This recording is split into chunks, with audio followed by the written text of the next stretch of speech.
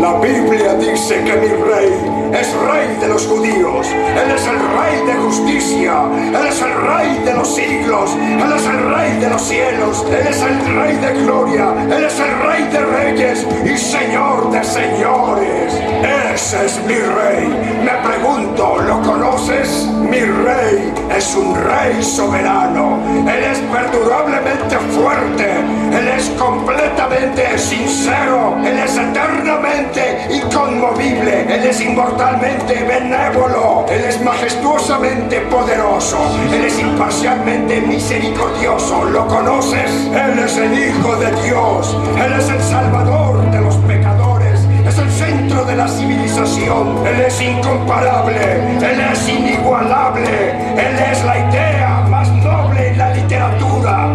Él es la personalidad más elevada en la filosofía. Él es el milagro de los tiempos. Él es el único capaz de ser el suficiente Salvador. Me pregunto si lo conoces hoy. Él da fuerza al débil. Él se compadece y salva. Él fortalece y sostiene. Él cuida y guía.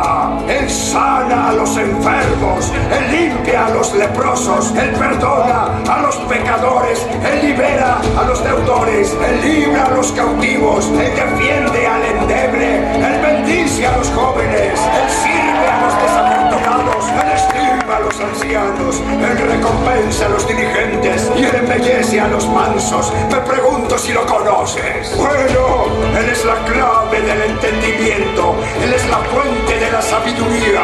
Él es la puerta de la libertad. Él es la senda de la paz. Él es la calzada de la justicia. Él es la carretera de la santidad. Él es la entrega, la gloria. ¿Lo conoces? Bien. Su oficio es múltiple. Su luz es inigual. Su bondad no tiene límites. Su misericordia es para siempre. Su amor nunca cambia. Su palabra es suficiente. Su gracia es vasta. Su reinado es justo. Su yugo es fácil y su carga es ligera.